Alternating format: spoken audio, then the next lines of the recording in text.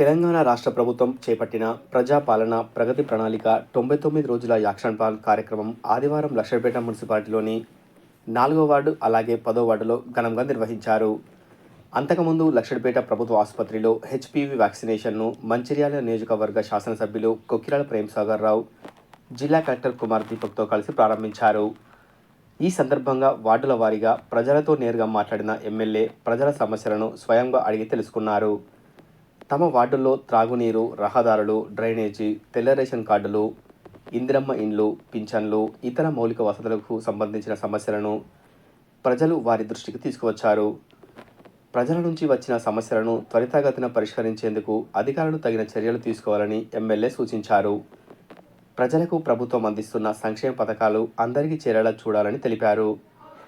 ఈ కార్యక్రమంలో municipal commissioner Vijay Kumar, తహసీల్దార్ Dilip Kumar, municipal chairman Donta అంజలి Narasayya, vice chairman Motkuri Rajeshwari Venkataswamy Goud, కౌన్సిలర్లు, కాంగ్రెస్ పార్టీ నాయకులు, కార్యకర్తలు తదితరులు పాల్గొన్నారు.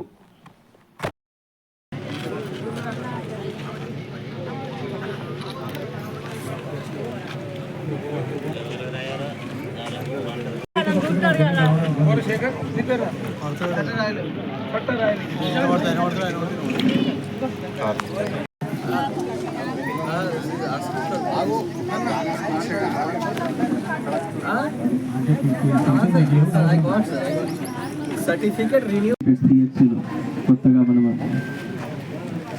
కంప్లీట్ చేసుకొని ఇక్కడ మంచిగా నడుస్తున్నాయి.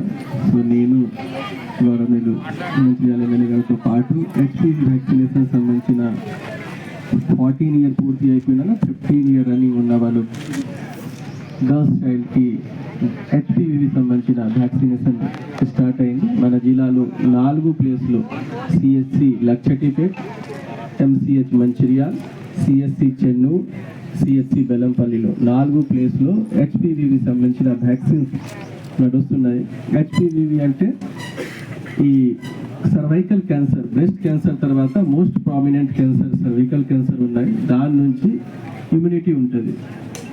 దాని తర్వాత ఈ లక్షటిపేట్ టౌన్లో శానిటేషన్ సంబంధించిన, వాటర్ సప్లై సంబంధించిన మనం ఏమైనా వార్డు వారీగా ఒకటి పూర్తి స్థాయిలో ఇక్కడ ఉన్న ప్రాబ్లమ్స్కి సార్ట్అవుట్ చేయడానికి ఏమైనా ప్రణాళిక పెట్టాము. దానిలో కూడా మనం పార్టిసిపేట్ ఇప్పుడు చేసాము. దానికి సంబంధించిన శానిటేషన్ సంబంధించిన, వాటర్ సప్లై సంబంధించిన, ఫైల్ క్లియరెన్స్ సంబంధించిన, అంటే గవర్నమెంట్ సీఎం గారు ఇచ్చిన ఇన్స్ట్రక్షన్స్ పరంగా ఈ 6 మార్క్స్ కంటే ముందు వచ్చిన అన్ని ఫైల్స్, బిల్డింగ్ పర్మిషన్ ఉండవచ్చు, డెత్ సర్టిఫికేట్ సంబంధించిన ఉండవచ్చు, బర్త్ సర్టిఫికేట్ సంబంధించిన ఉండవచ్చు, ఆర్ ఎనీ అదర్ డిపార్ట్మెంట్ సంబంధించిన ఏమేమి పెండింగ్ ఉన్నాయి, కళ్యాణ లక్ష్మి చదువు ఏమైనా దానికి ప్రయారిటీ బేసిస్లో డిస్పోజ్ చేయాల్సింది. కొత్త రేషన్ కార్డ్ నిరంతరం జరిగిన ప్రక్రియ ఉన్నాయి. ఎవరెవరికి ఇప్పుడు కూడా రేషన్ కార్డు రాలేదు అంటే వాళ్ళు ఇమీడియట్గా అప్లై చేయాలి, మనం ఇప్పిస్తాము. ఇందిరమ్మ ఇల్లు అన్ని మున్సిపాలిటీ కంటే మంచిగా లక్షటిపేటలో ప్రోగ్రెస్ ఉన్నాయి. చాలా కంప్లీషన్కి దగ్గరకి వచ్చింది. మ్యాక్సిమం మనకి గ్రౌండ్ అయ్యింది.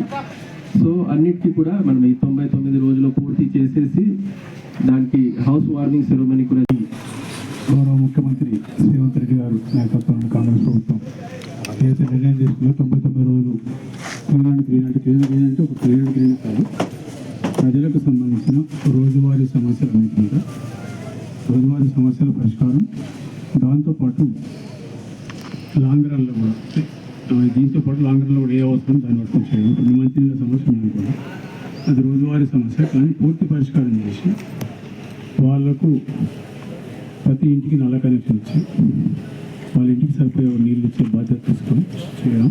ఈ 9 చెప్పారు కలెక్టర్ గారు, మేము మాటిస్తున్నాం కదా, 70 రోజులు కూడా మన నియోజకవర్గంలో మొత్తం కంప్లీట్ చేస్తాం. ఆ తర్వాత మిగిలిన 30 రోజులు మీరు ఇచ్చే డబ్బులు, గవర్నమెంట్ మీద తెచ్చుకునే డబ్బులు అన్నీ కలిపి ఈ లాంగ్ రన్ ఏదైతే అవసరం ఉందో వాటి కూడా చేసుకుంటాం మాకు. కాబట్టి మా 99 రోజులు ఖచ్చితంగా నెల రోజులు ఉంచుకుంటాం. నెల రోజులు ఏంటంటే మిగతా పనులు చేసుకోవాలి, వర్షాకాల పనులు అవి చేసుకుంటాం. అదేవిధంగా ఇళ్ళ సమస్య చాలా ఉన్నది. అంటే L1, L2, L3 అని పెట్టి కొంచెం ఇబ్బందులు అవుతుంది. దాంట్లో ఏంటంటే కలెక్టర్ గారిని కూడా మాట్లాడే పరిస్థితి, కలెక్టర్ గారి దగ్గర కూడా ఏం అధికారాన్ని అక్కడ హైదరాబాద్కి సెంట్రలైజ్ చేసి ఇబ్బంది అవుతుంది. ఇదివరకు కొంత గొడవ చేస్తే కొంత రిలీజ్ చేసి రాలేదు.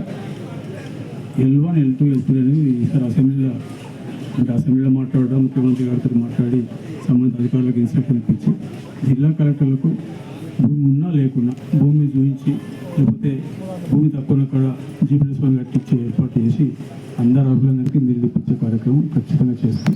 లేక ఇది అదొక భాగం. మూడవది 200 యూనిట్లు కరెంట్ ఇచ్చాం. ఈ కొన్ని అయిపోయింటే ఎక్కడెక్కడ ఖాళీ ఉన్నాయో వాళ్ళకు కూడా పూర్తి చేసే కార్యక్రమం ఆ సబ్సిడీ మీద. దాంతోపాటు ఈ తెల్ల రేషన్ కార్డులు వాళ్ళు 10 సంవత్సరాలు లేకపోతే మేము వచ్చాక 10 లక్షల రేషన్ కార్డు ఇచ్చాం. ఇంకా కూడా ఎవరైనా అర్హులైన రేషన్ కార్డు లేకపోతే వాళ్ళకి ఇచ్చిన సిద్ధంగా అది కూడా ఈ కార్యక్రమం చేస్తాం. దీనికి మున్సిపల్ కమిషనర్ గారు, తర్వాత మన తహసీల్దార్ గారు ఇద్దరు కలిసి రేషన్ కార్డులు కానీ, ఇందిరా మిల్లు కానీ, లేకపోతే పెన్షన్లు కానీ ఈ వ్యవస్థను అంతా మానిటర్ చేసి ఎక్కడెక్కడ రాణి ఉందో అవన్నీ తీసుకొని, అంటే ఏదో తీసుకొని దీపే పరిష్కారం చెప్పాలి. కాబట్టి సమస్యను బట్టి ఈ రోజువారీ సమస్యలకు మాత్రం 100% పరిష్కారం, శాశ్వత పరిష్కారం. కొంత సమయం తీసుకున్నా ఈ ఎండాకాలం అంటే వర్షాకాలం వచ్చే లోపల ఎక్కువ దుబాగం చేస్తుంది, దాన్ని మిగిలిపెట్టి తర్వాత చేస్తాం. ఆ రకంగా దిశలో పోతుంది. చెత్త క్లీన్ చేయడం, ఎందుకంటే దాని 3-4 రకాల సమస్యలు. ఒకటేమో రోడ్డు రాగా చూసుకుంటూ వచ్చాను. అంటే ఇక నాకు అవసరం ఏంటంటే ఇక్కడ చదువుకున్న కాబట్టి లక్ష్మీ మంచిగా చదువుకున్న కాబట్టి మొత్తం పట్టణం పూర్తి అవగాహన ఉంది. ఏ రోడ్ ఎంత అవగాహన లేదు. ఆడికే చూసుకుని వస్తే మేము చదువుకునేటప్పుడు ఆ రోడ్డు అప్పకింత పెద్ద రోడ్ అనిపించేది. మొత్తం రేకులు వీకులు అన్నీ తీసుకొచ్చి రోడ్డు మీద వరేసిండు. ఇప్పుడే చెప్తున్నా కమిషన్ వాళ్ళకు 30 ఫీట్లు తీసేస్తాం. 30 ఫీట్లకు ఎవరిలో వాళ్ళు తీసేసుకుంటే అందరికి చెప్పండి, మీరు తీసేసుకుంటే తక్కువ నష్టానికి మేము తీసేది ఎక్కువ నష్టం లేదు. అలా చెప్పి వారం టైం తీసేసి డ్రైన్లు 2 పక్కల డ్రైన్లు కడుతున్నాం. మనం బీటీ రోడ్డు కూడా రెన్యువల్ చేయించేసి ఈ మొత్తం పట్టణంలో, అంటే ఈ పాత పట్టణంలో అది వరకు అంటే కొత్త అడ్డం తరిగింది. మీరు చూస్తే ఇదే పెద్ద రోడ్, మొత్తం ఇదే పెద్ద రోడ్, చాలా ఆల్మోస్ట్ కిలోమీటర్ పైన ఉంటుంది రోడ్డు. ఈ రోడ్డుకు సంబంధించిన రోడ్డు కానీ డ్రైన్లు కానీ చేసి ఇది ఒకటి మిగతాన్ని చేస్తాం, టేకప్ చేస్తాం. డ్రైన్లు, రోడ్డు, ఈ రోడ్ ఎంబడి కానీ పక్కల కానీ ఇటు కానీ చెత్త చెదరం లేకుండా, దాంతోపాటు ఈ గడ్డి మనిషిని ఉన్నాయి కొన్ని కుమ్మల చెట్లు ఇవన్నీ కూడా తీసేసి, అంటే ఇప్పుడు ఏంటంటే ఇప్పుడు ఏర్పడతారు, ఎండాకాలం ఏర్పడదు, వర్షాకాలం వచ్చారు అక్కడ నీళ్ళు ఆగితే నీళ్ళు ఈగలు దోమలు వచ్చి అందరూ మళ్ళీ హాస్పిటల్ పోయింది. దానికే కొంచెం ప్రివెంట్ చేసే ప్రయత్నం చేస్తున్నాం, తప్పకుండా చేస్తాం. మేము కూడా మనసులో దేవుళ్ళు అయితే కాదు, కాకపోతే 99% మా శక్తి మేర పనిచేసి అన్ని సమస్యలు పరిష్కారం చేస్తున్నాం. ఇక్కడ లక్ష్మీపేటలో మేము ఏం చేస్తామో చెప్పాల్సిన కలెక్టర్ గారు ఇద్దరు చూపించాడు. ఇక్కడ హాస్పిటల్ కానీ స్కూల్ కాలేజ్ చూపించారు, మోడల్ స్కూల్ చూపించారు. అది చూసిన తర్వాత మిగతా మేము చేసే పనుల గురించి అవసరం తప్పకుండా చేస్తాం. ఏ రకమైన ఇబ్బంది అవసరం కొంచెం జరగదు. ఈ అమ్మలు చాలామంది 2-3 సమస్యలు చెప్పిన, ఒకటే పెన్షన్లకు సంబంధించి చెప్పించండి. పెన్షన్లకు సంబంధించిన మట్టుకు ఒక 4 నెలలు 5 నెలలు టైం అయింది. తొలి కదా వినాయకుడిని గంగలేసే లోపల మీకు పెన్షన్ ఇప్పించే బాగుతున్నారు. 2,000 రూపాయల పెన్షన్ మాత్రం ఇస్తాం. మళ్ళీ మీకు 4,000 ఇస్తాను, మళ్ళీ గొడవ చేయాలి చెప్తాను. అర్హులైన ప్రతి ఒక్కరికి పాత వాళ్ళు కాకుండా కొత్త వాళ్ళు కూడా 2,000కి ఇస్తాం. అంటే వృద్ధాప్య పెన్షన్లు కానివ్వండి, లేకపోతే విడో పెన్షన్ కానివ్వండి, లేకపోతే ఇంత కరెక్ట్గా చెప్పినట్టు ఎవరైతే హ్యాండిక్యాప్డ్ ఉన్నారో వాళ్ళ పెన్షన్ కూడా ఒకసారి రెన్యువల్ చేయించి మీకు వాళ్ళ కూడా చేస్తాం. చెప్పిన మాట ప్రకారం 2,000 రూపాయలు ఇస్తాం, 4,000 ఇస్తాం అని చెప్తాం. ఏం అవసరం లేదు.